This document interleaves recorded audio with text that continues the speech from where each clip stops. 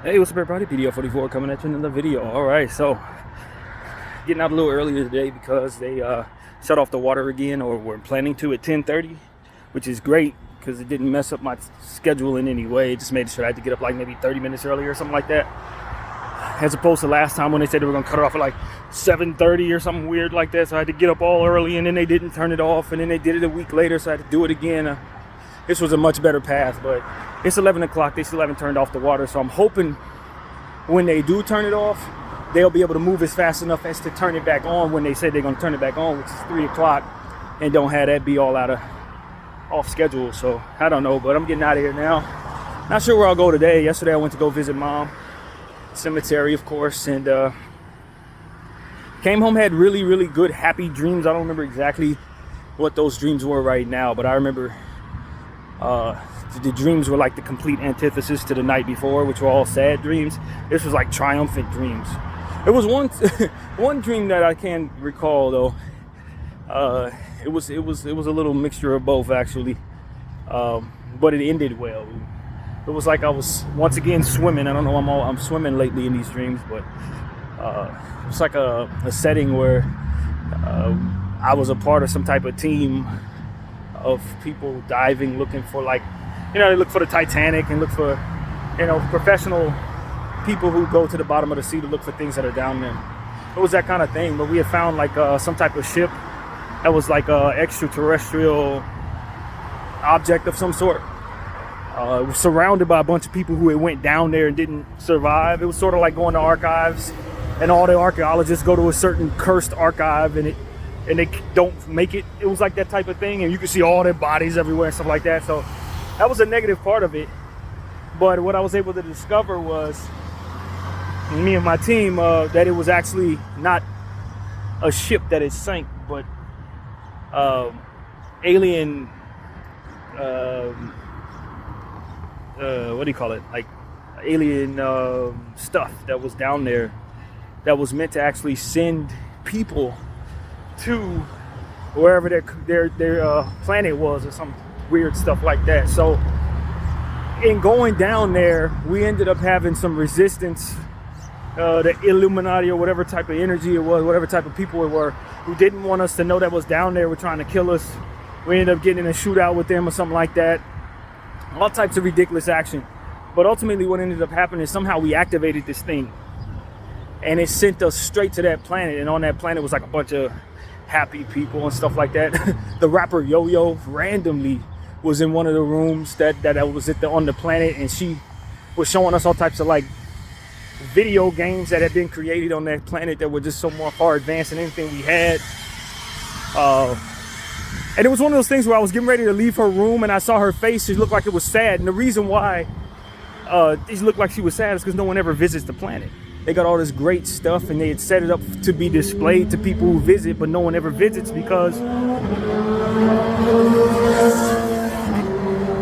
the ship that they sent to us to send to them, this has been done to it. The Illuminati or whatever essentially had made it so that they didn't want anybody here to know that it was here. They sent it here for us to go back and forth to be able to enjoy what it is that they had on that planet. They were living a heavenly life up there, and they wanted everybody here to have access to them, on some goodwill.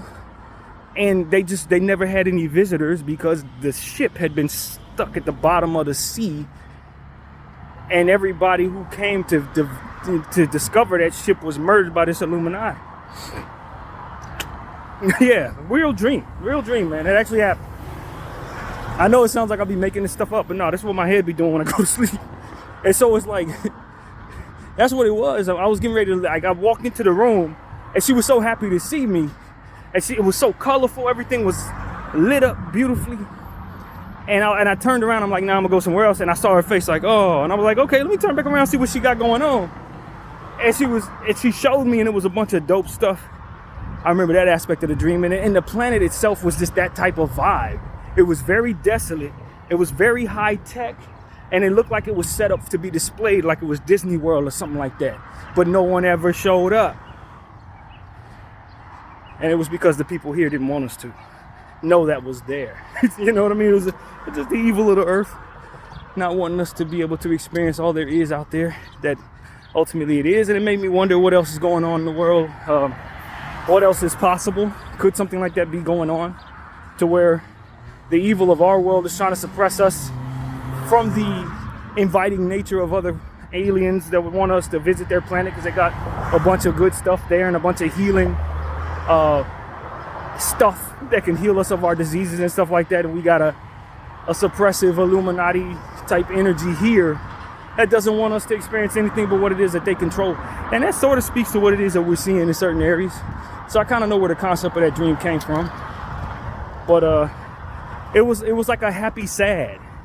It's like, look at what all we could be experiencing. Look what how many friends we would have all over the solar system, so to speak, that we have no idea about because of the nature, the suppressive crab in the bucket nature of humanity, and how it doesn't want humanity to experience anything other than the suffering that's on this earth. So yeah, that's exactly how that dream went, man. But we were able to activate that thing,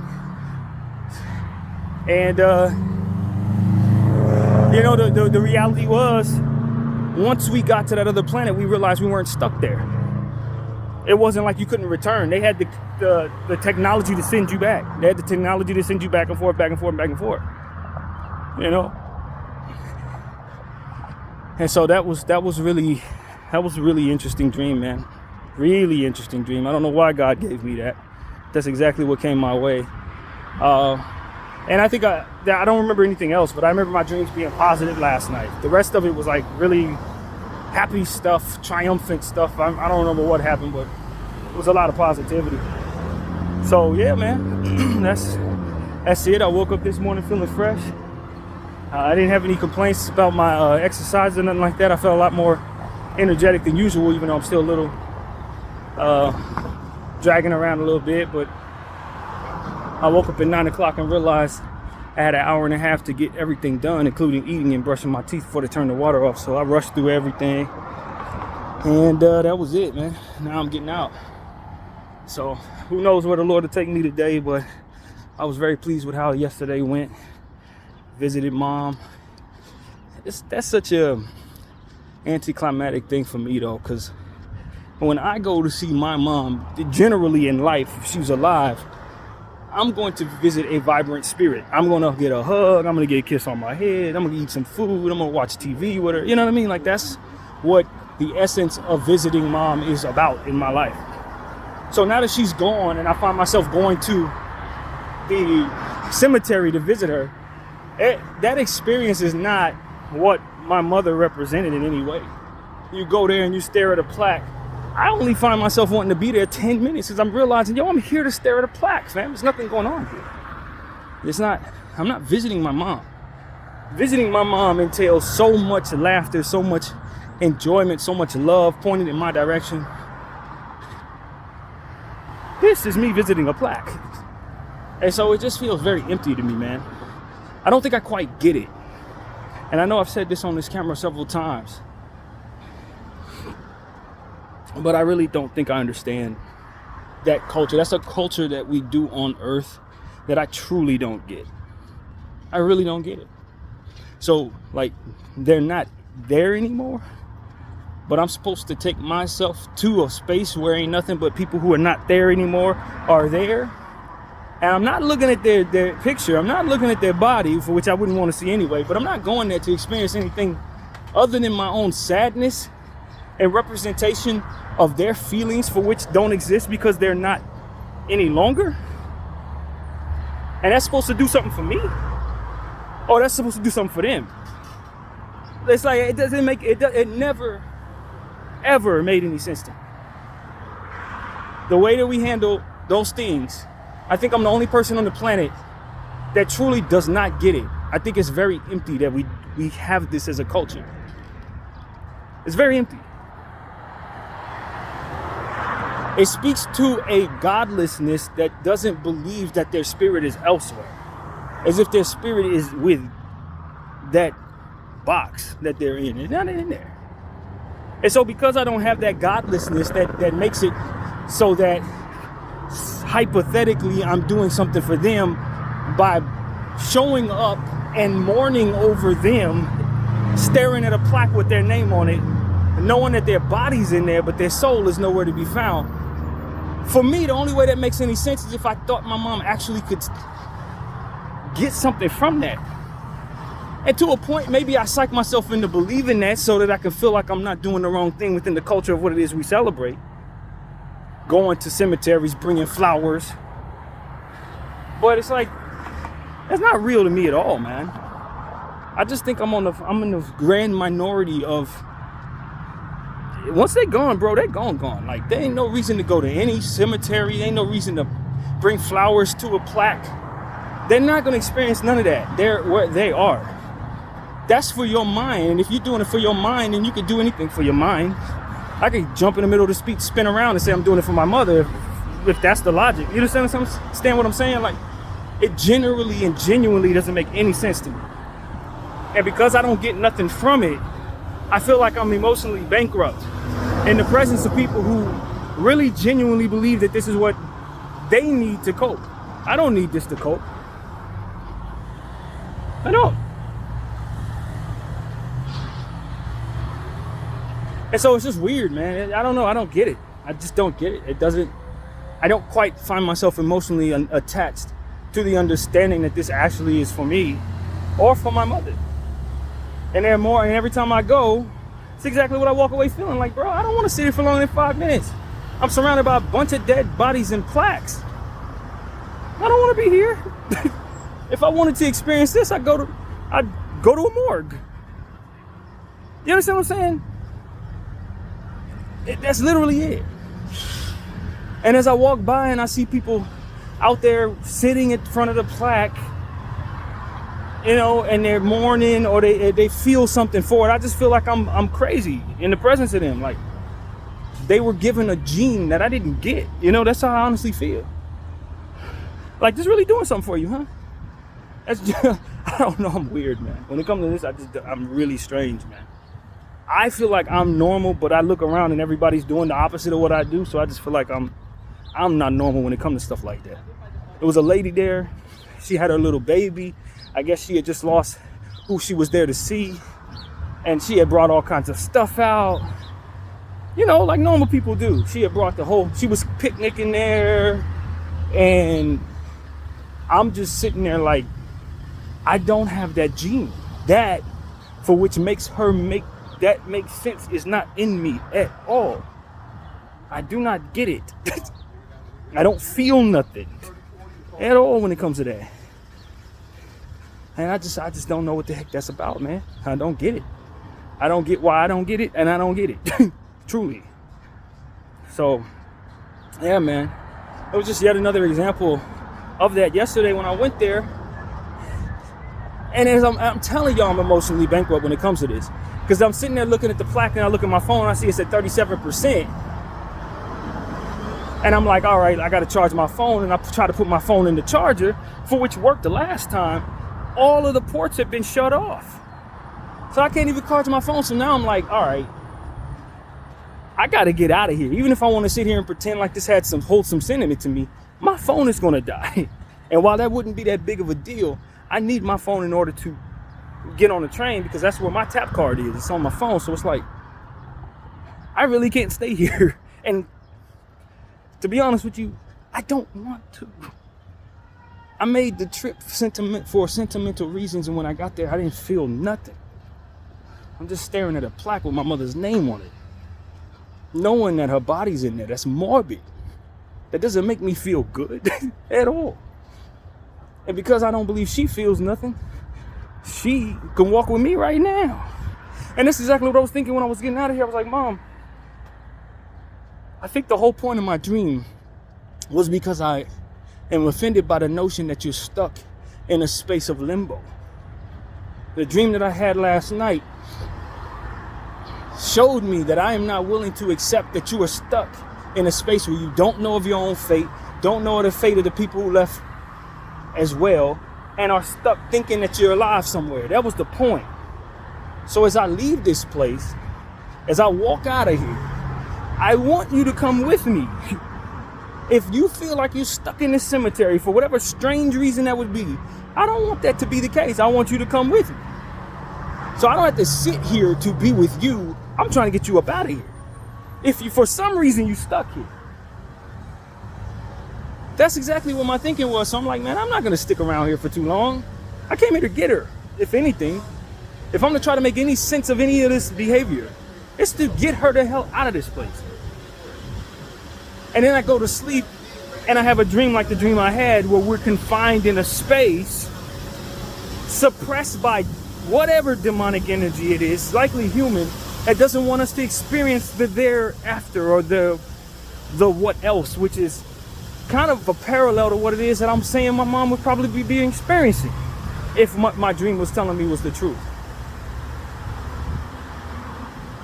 You know, the Lord sent this craft, so to speak, or the aliens in this dream sent the craft for us to be able to experience the thereafter, and we're being suppressed down here without access to what was sent for us to be able to go back and forth.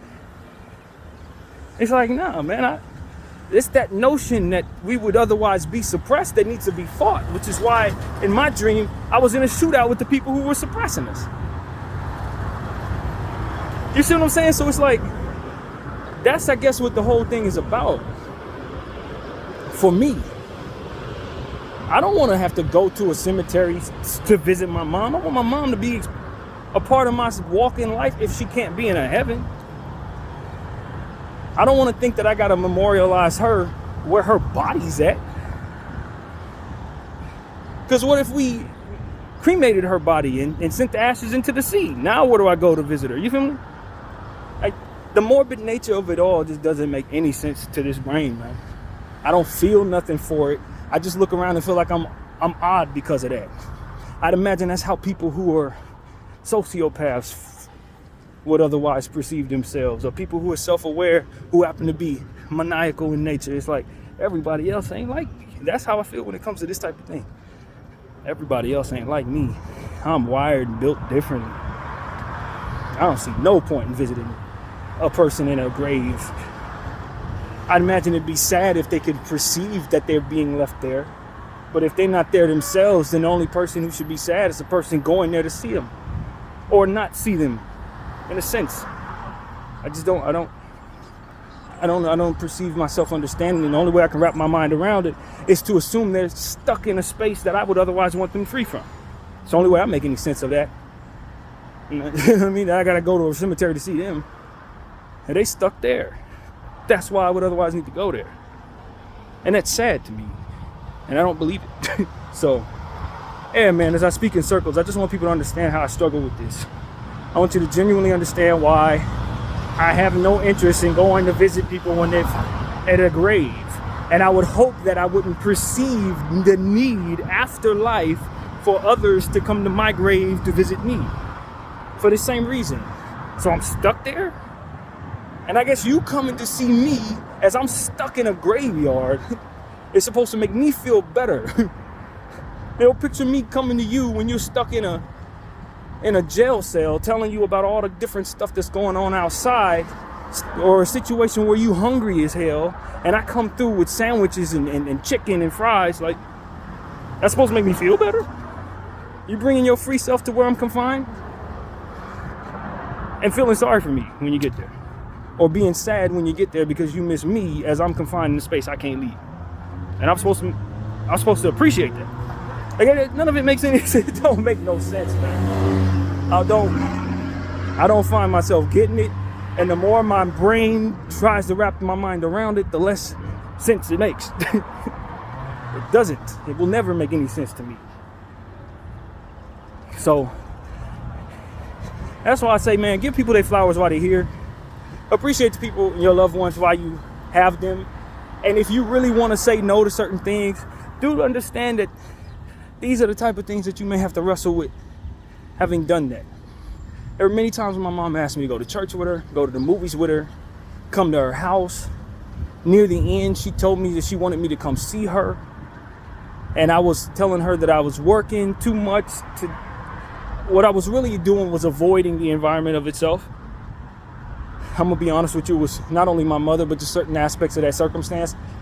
that near the end of her life, I just didn't want to be around for my own mental health.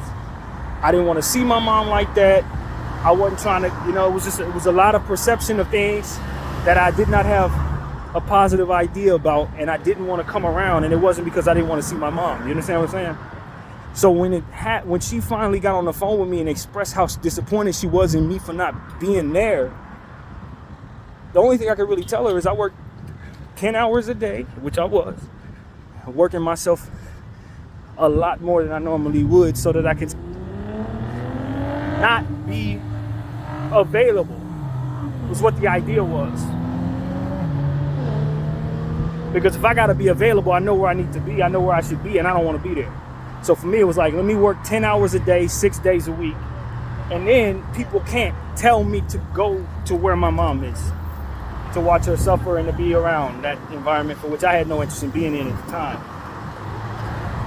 And she told me how that made her feel, and I felt bad to a degree, but it's like, I gotta protect me at this point, because I'm facing the biggest fear of my life, the thing that I've most feared my entire life. I gotta manage that. You about to be in heaven 5 minutes from now, and you want me to come by and be around for the exodus. What you gotta understand is that is gonna traumatize me for the rest of my life. So no, I'm in protection mode. I can't do that for you. Like, as cold and as sad as that is, that's exactly what it was, because that's how I was coping with what it is that I could not cope with. My mom was suffering. I couldn't cope with that. The only way I knew how to cope with that is to protect myself from it. Like, listen, I ain't gonna be watching that. I'm not trying to watch that. And if you love me, you ain't gonna ask me to watch that, because I'm gonna be the one that's gonna want to, spiral out of control after you off in paradise. Like, that was literally my attitude. Maybe I'm a horrible person for that. Maybe that's why I went through some of the things I went through after, because of it. I have no doubt that that's possible, but I didn't know how else to be. I wasn't strong like that. And in the end, a couple days before she passed, I ended up showing up. And we made peace with that. I told her I was sorry for not being around. I told her why. She knew why. She knew. We had conversations about it, but in the end, she was telling me she wanted her son around. Like, I'm about to go. I want my son around. And I'm like, I ain't strong enough to deal with the thereafter. You want me to see this. You want me to be around for this for you. But I'm telling you, I'll be right next to you very soon if I have to sit here and watch this. Like, that was the truth. I wasn't even questioning that. I was certain of it. I'm like, man, I don't even want to be here that much. So, in the space I was in, I wasn't in a space where my faith is now. I didn't have some of the experiences I had now. I don't even respect certain things like I do now, that kind of thing. I probably would have an entirely different mindset if I had to relive that with this maturity and this mindset. I'm a totally different person than I was back in 16. It's 24 now, but the point is, it's like, that's exactly where I was at. Couldn't deal with it. Refused to, and was angry at the fact that people would want me to. Like, you want me to what? Hell no. I gotta protect my mindset. I ain't about to do that. You want me to be where? No. To watch what? And then what happens after that? No, man. I'm trying to keep my sanity. I'm trying to keep the meat on the bone. I'm trying to stay sane. I done already been through enough of what make me kind of off. So you want me to sit here and experience this trauma too? Now you asking too much of me. That is exactly what I was thinking of my mom and my grandmother. When my grandmother told me my mother had passed away, I'm gonna go pick you up. Nah, you ain't picking me up so I can see her unalive. You don't want me to, like, what? I might flip out in that place. There ain't no way I'm about to be there for that. The only way I want to remember my mama's alive. Don't you open that damn casket. You want me to see that with these eyes? Y'all must hate me. If y'all want to see her in that state, cool. But do not ask me with this brain to experience that. That was my exact vibes. I'm not going to tell nobody they can't open the casket. Just know that when you do, I'm going to the bathroom. I'm not telling nobody y'all can't have a repast with the casket open. I'm just telling y'all I ain't coming. Y'all asking too much of me. Yeah, that's how that went. Like, it's not just my mom passing away. That was the worst fear I had ever experienced, as I was telling y'all yesterday in 1000. I never went through nothing like that. Didn't want to go through nothing like that, but I'd always dreaded that. Dreaded it in such a way that I'm like, yo, told myself as a child, if my mom died, I'm dying right afterwards. As soon as she died, I'm jumping off a roof. I'm out. I don't want to be here. I used to tell myself that all the time and meant it. Believed it. Believed it. You understand what I'm saying? I went through the trauma of thinking my mom had died right in front of me one time. As I told you guys, she had went through some type of moment in time where I think it was a nervous breakdown or something. And she stopped breathing right in front of me. So that trauma right there put me in a space where I'm like, yo, she done already did this to me once. She ain't gonna do it to me again. That was a mentality. I would love to be able to tell my therapist about this, by the way. She don't know nothing about that particular instance, which was one of the most traumatic experiences. But like, I told you guys about it somewhere back there in the therapy sessions. And when she did that, it became, oh, okay, I'm not gonna be able to see this twice in this life. So it was like, nah, I'm not gonna be seeing it. The only time I'm gonna see my mom is alive. Granted, the last time I saw her, she was in the worst pain. She was like 80 pounds. I mean, it was ridiculous. She looked like one of those individuals that are suffering in Gaza right now who are starved out. That's how my mom looked when I last saw her. Literally that. Cancer did that to her body. That's why I tell everybody, get checked for cancer. If you have it, or if you think you might have it or something, don't play with that. Because I've seen what it does to the body. You will not survive. I don't care what type of cancer you got. The whole point of cancer is to expand and take you. That's what it does, no matter what cancer it is. Stomach cancer, skin cancer, a little mold on the side of your face, whatever it is. Its intention is to expand and kill you. That's all it does. I don't care what kind of cancer. You could have a cancer in your toe. If it's there, it's looking to take your body. It's looking to take you. And so get that shit out of your body if you can, if at all possible. Whatever it takes, including chemo, even though chemo, to me, seems like a kill agent. I don't know that there is a solution. I'm not telling you guys I have any understanding, but I can tell you chemo seems like, to me, if it does two things. It kills you and it kills the cancer. Now, if it kills the cancer first, you can stop the chemo and survive. But otherwise, chemo, it kills you. That's what I know. I think there's no other way that I know of. You know what I mean? It ain't like that's perfect solution, but picture yourself putting your body in a microwave. That's what chemo do. So I don't blame nobody for not wanting to take chemo, but understand, if you don't take chemo, what cancer is supposed to do is kill you too. So until this world finds a better way to approach cancer, it's the microwave you go, you know? As morbid as that sounds, I done lost several people to cancer now. And I watched what it did to bodies more than once. Big kudos to everybody who's fighting that battle. I don't believe I'm as strong as you. That's all I'm gonna say to that. I don't believe so. But nevertheless, man, I'm telling y'all, like, this is what it is I've been dealing with. As we approach my mom's 8th year anniversary, 10 days from now, and this is what I'm thinking about. It's dark. It's hard to wrap your mind around. It's hard to be who you need to be in that space. I would like to think that a lot of y'all have not had some of the traumas that I've had and some of the thoughts that I've had leading up to that, so that you can have a more healthy bereavement, grieving process. But for me, it wasn't about that. It was about, look, I'm protecting myself from all this. Y'all trying to attack me with this. Like, that's what it felt like to me. Like, y'all trying to make me spiral out of here. Like, y'all trying to make me kill myself over this. And I'm trying not to. Like, that was literally how I felt when people would ask me. My mother would ask me, grandmother would ask me, show up for this, be here for that. Let us do this or that. Like, y'all trying to kill me, man. Y'all don't understand, like, at all.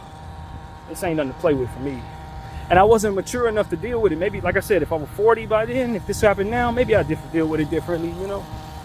Had more time, but I was 30, 31 years old. I wasn't ready for that. Immature 31 at that. I was ready.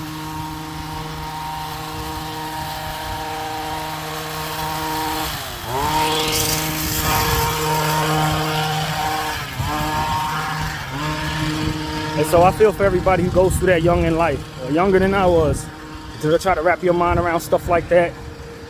You know, I think about my homegirl, Kay, and some of the things that she's probably going through, having dealt with that with her brother. and how I've needed her to be stable in order for my friendship with her to work out, and she wasn't able to be. And whatever she was going through and how she handled it just alienated me. And with the trauma that I've been through and the way that my mind worked, I just eventually stopped wanting to deal with people like that. You know what I mean? But I think she needed me to be stronger, to kind of just let her go through this process, treat me however she wanted to treat me in the process of going through whatever her struggles are in bereavement. And what I've come to understand is I'm still dealing with my own bereavement. I was thinking about how I lost my grandmother, in 18. And we weren't on the greatest of pages when that happened, but she had done so much for my auntie and taking care of her when she had cancer, taking care of my mom when she had cancer, to where it was hard. All of it was very hard for me to wrap my mind around when things went left between myself and her. It felt weird. And then she passed away right after it happened. I just didn't know how to take that. I never got into it with her, so she never actually knew how I felt about it.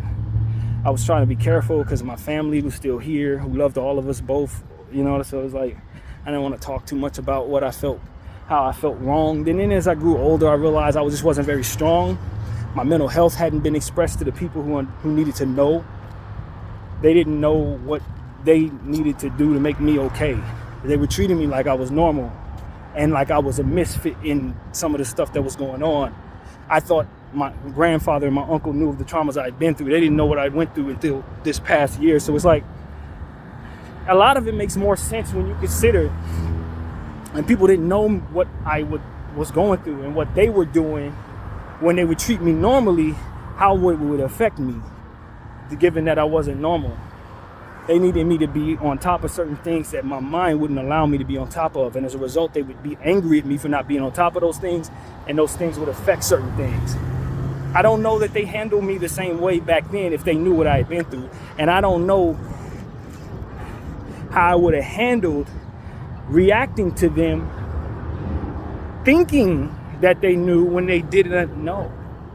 That's the part that screws with me now. It's like, man, if I could have just sat them down and told them all I had been through, they would have approached me differently, just like they are now that they know.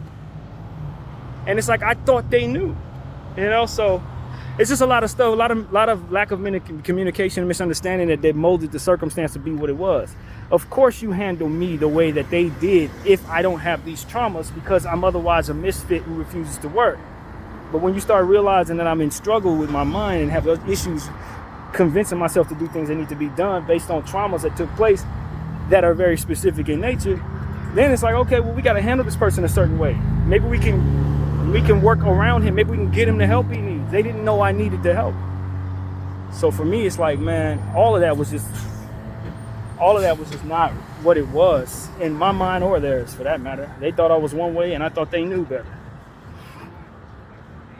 So a lot of the issues and the unfortunate stuff came from them thinking that. And so, when I think about that, it's like, man, we were robbed of our opportunity to know one another based on some of those traumas and my unwillingness to communicate, my mother's mediating way, relaying information and relaying sentiment back and forth instead of it being directly from me. That was just a product of the problem itself. I didn't want to communicate. I felt the pressure coming from their side and didn't want to communicate. My mom would communicate the struggles because she didn't understand my ways and didn't know how to handle it. It was all just messed up, man. The whole thing was messed up. And I don't know that anybody can be blamed, because the only reason why I was like that, in the sense that I didn't handle pressure very well, was because of those traumas.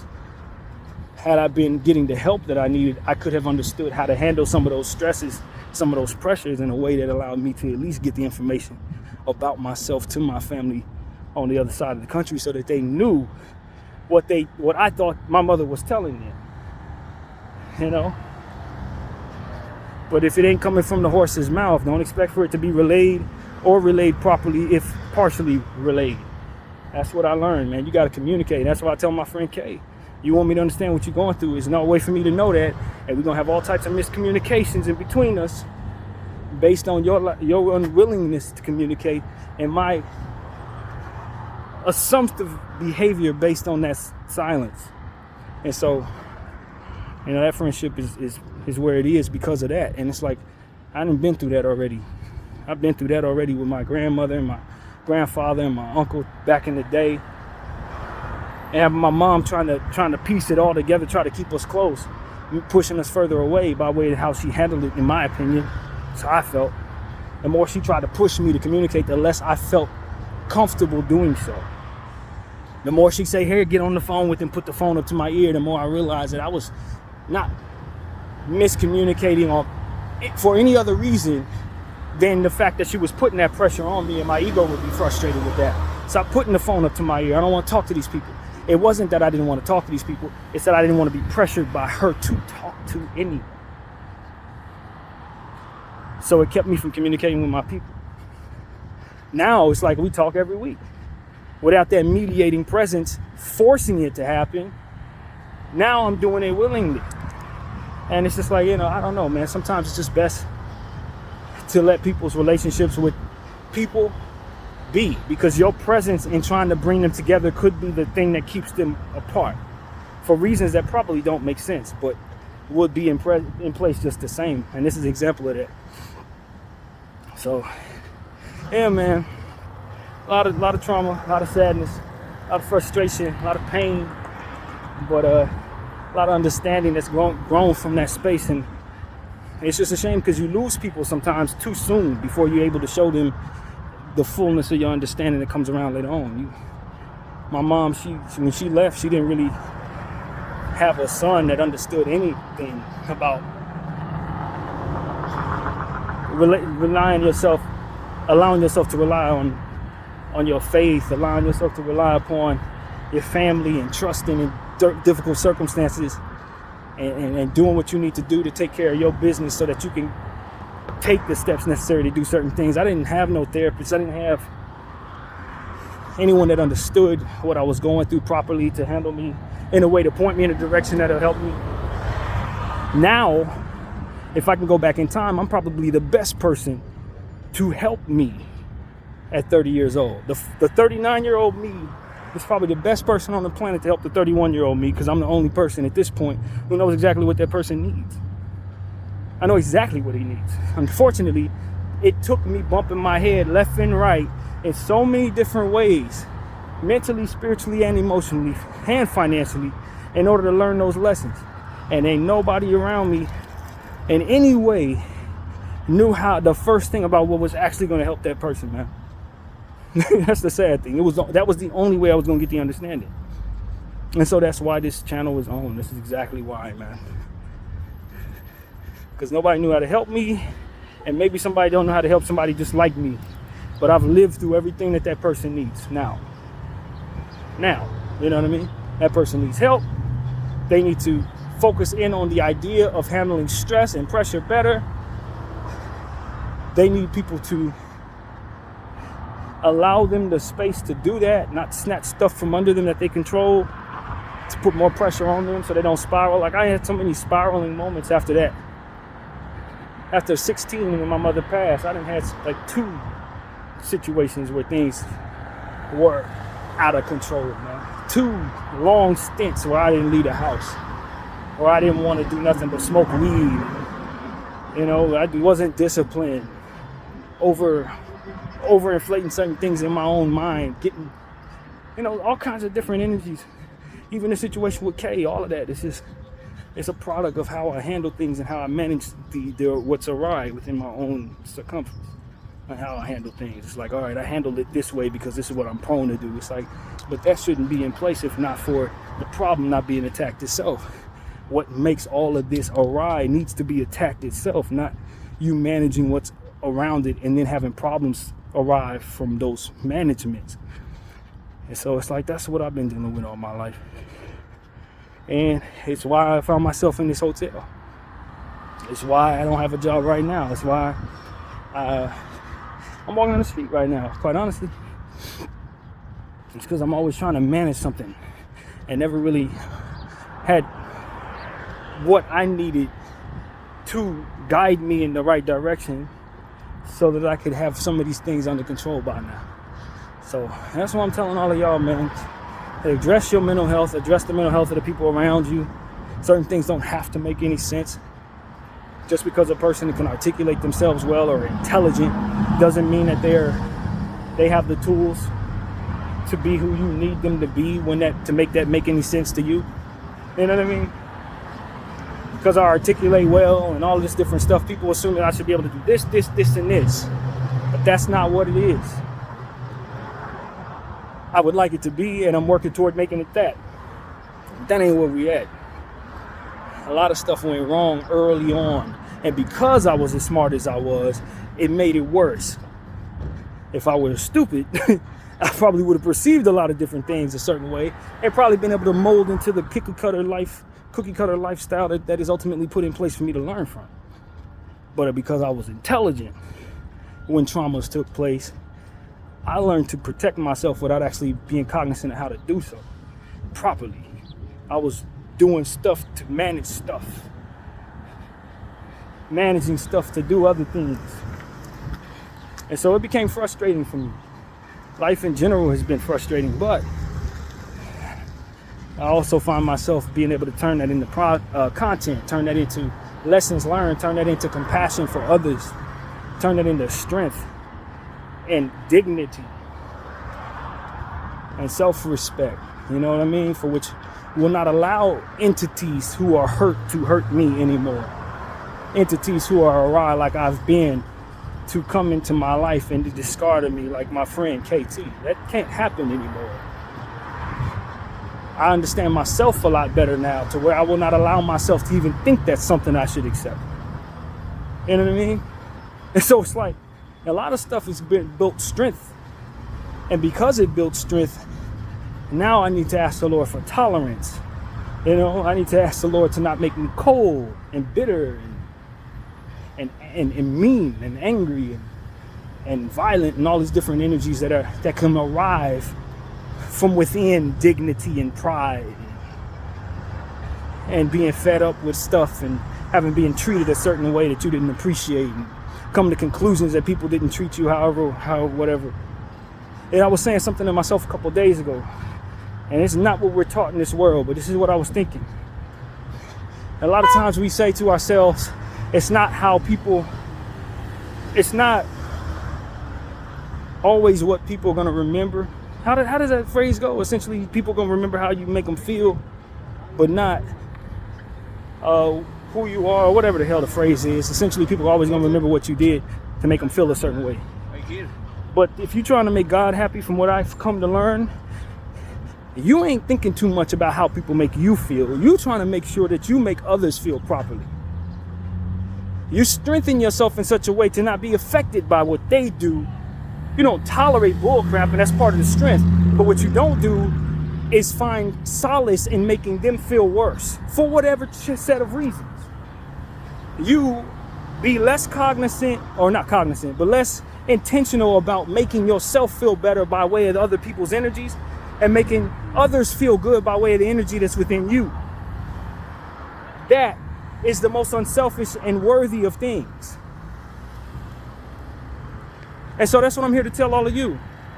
To be worthy of what the Lord will truly appreciate in your life, which is you being unselfish in a sense to not allow yourself to worry so much about how everybody's making you feel, but to more so feel the responsibility that you have to make sure your energy is right so that others feel right off of you.